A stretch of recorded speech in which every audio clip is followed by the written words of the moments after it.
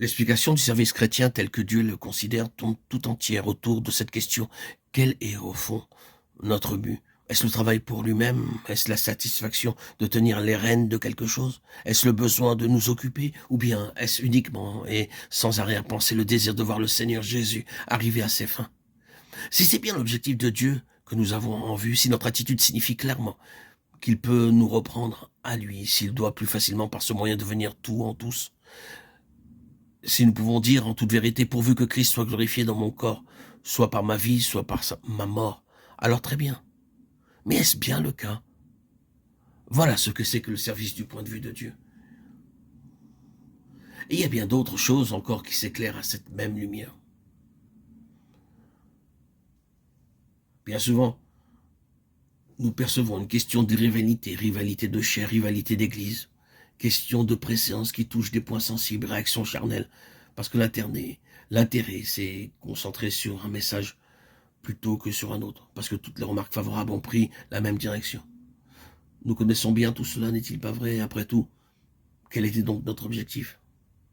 Le triomphe de notre sermon ou le triomphe de notre Seigneur? Il y a une grande différence entre l'un et l'autre.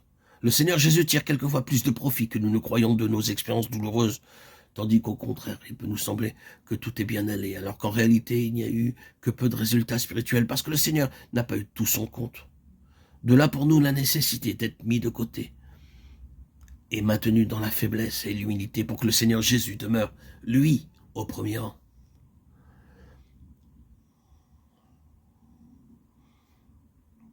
Qu'est-ce que l'Ancien Testament?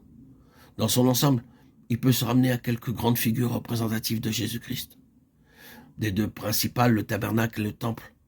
Arrêtons-nous à la seconde. Le temple est une représentation du Seigneur Jésus dans toute sa plénitude, tant en ce qui concerne sa personne qu'en ce qui concerne son œuvre. C'est à ce titre-là qu'il occupe la place centrale dans la vie du peuple d'Israël. L'un et l'autre sont absolument solidaires. Ils ne font qu'un.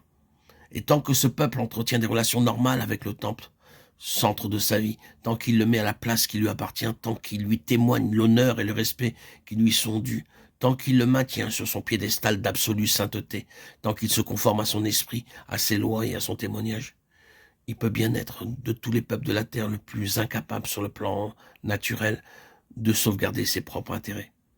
Il n'en jouit pas moins d'une suprématie absolue. De toutes les nations de la terre, il n'en est pas une qui soit capable de lui résister. Voilà pourtant des gens qui n'ont aucun entraînement dans l'art de la guerre. Ils n'ont pas derrière eux, comme d'autres, un passé tout vibrant du cliquetis des armées, des exploits, de la stratégie. Livrés à eux-mêmes, ils formeraient un peuple sans défense. Et pourtant, ils triomphent. Non seulement de nations isolées qui les surpassent en grandeur et en puissance, mais de coalitions de plusieurs nations. Et quand bien même elles alignent contre eux toutes leurs forces conjuguées, tant qu'ils demeurent fidèles à ce centre de gravité, le temple, ce sont eux qui ont le dessus. Cet élément central n'est autre qu'une représentation du Seigneur Jésus dans sa vie et son œuvre. Quelle interprétation donner à cette histoire? Celle-ci. Quand le Seigneur Jésus a la place qui lui revient, c'est l'ascendant spirituel qui s'installe.